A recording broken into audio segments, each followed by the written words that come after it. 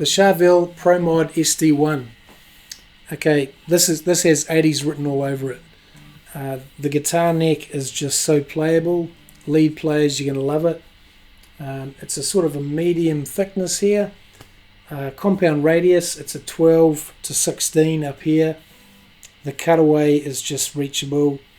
22 jumbo frets, so you're going to get right in there up to fret 22, and that's going to give you that high E note. We've got a maple neck, ebony fretboard.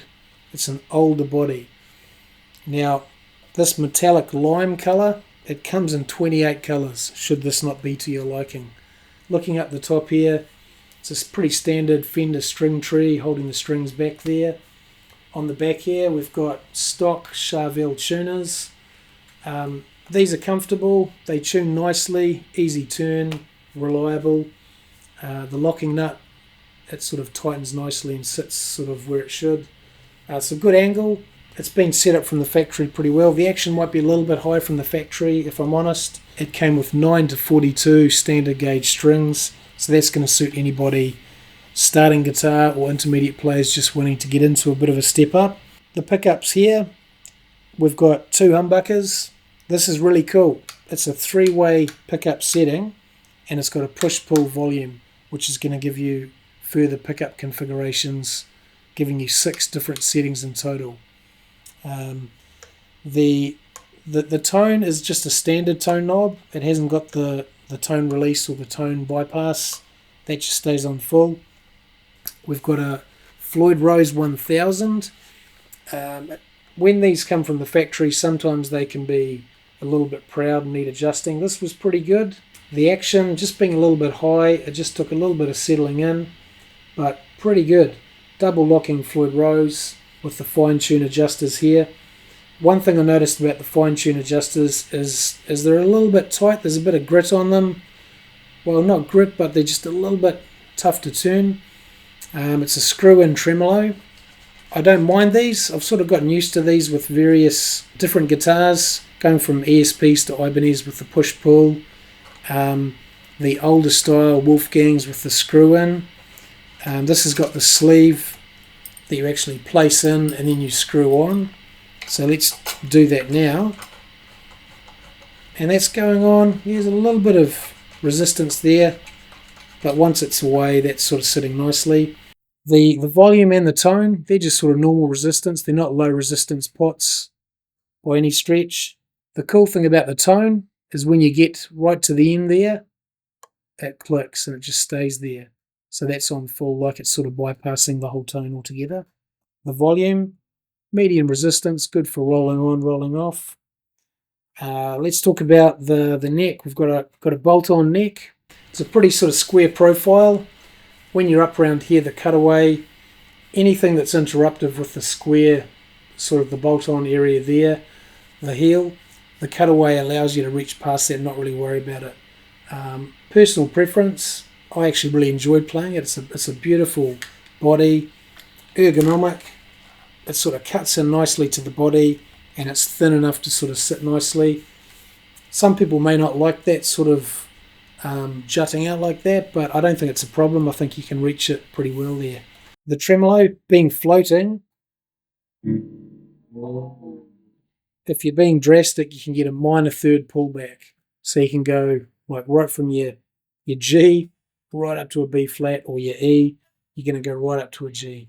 You're probably not going to be doing that a whole lot, but the offer's there.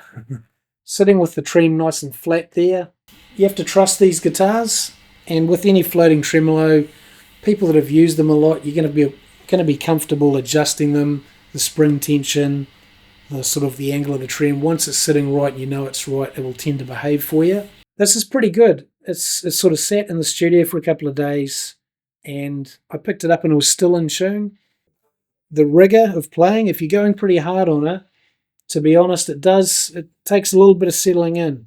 I think this still possibly needs a bit of tightening of the springs to make it behave 100%, but it's probably about a good 85-90% as far as staying in tune when I'm playing it. Let's talk about the playability and the pickup configuration. Okay, looking at the truss rod adjuster, this is really convenient. It's got a wheel there just by the pickups. That's super convenient if you're doing your own setups. And it also keeps up here looking nice. These are Mexican made, Charvel, under license to Fender. Looking at the back of the neck here, it's a sort of a plain, sort of a satin finish maple. That's beautiful. The headstock, one thing I noticed about the headstock is hanging it on a wall hanger. You have a few issues because it's not symmetrical and you can end up touching that tuning peg, so keep that in mind. However, it does look beautiful standing on a stand like that. But that's one thing to keep in mind when you're hanging it on the wall. Let's talk about the pickup configuration and the push-pull feature on the volume knob. I've got my tone switch turned right round and it's clicking in. There it is. I'm going to start off on a clean tone.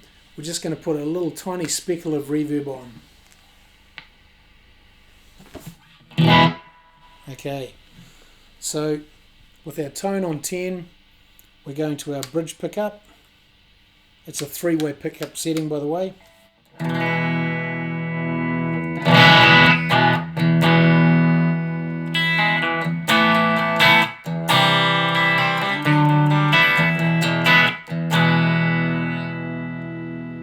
Middle setting. It's a bit more like a string.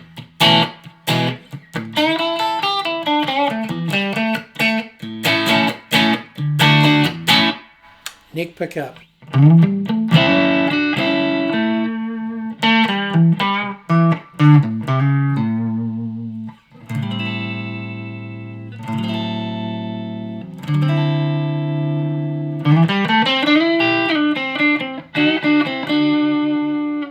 Middle pickup again. Bridge pickup. Okay, let's pull that volume pot out now. Bridge. Nice and thin and funky.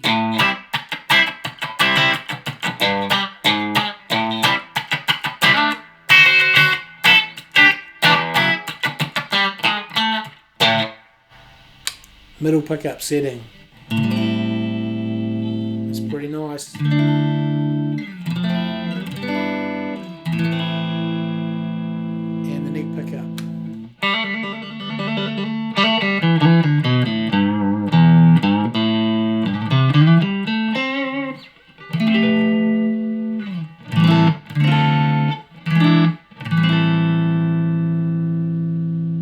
Okay, let's get some gain going. Bridge pickup.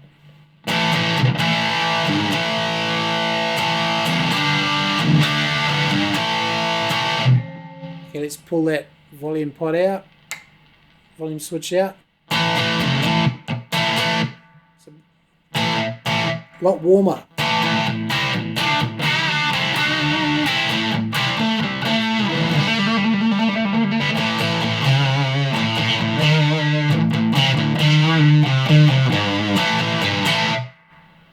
Middle pickup, pot in. Yeah, it's pretty sort of warm, needs a bit more tops there. Let's pull it out.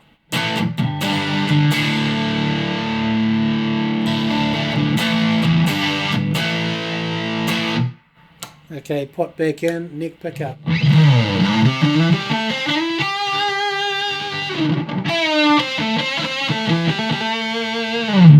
Volume right down and pot out. Let's see how we go there.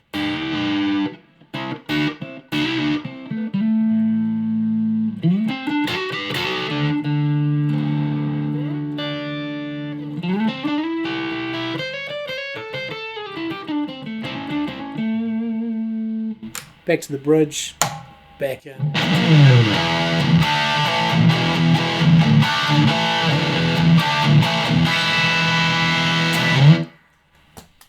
Okay, who is this guitar for?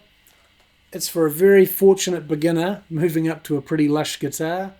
It's for a gigging musician wanting some style and an 80s rock guitar through and through. Metal players, you're going to love this.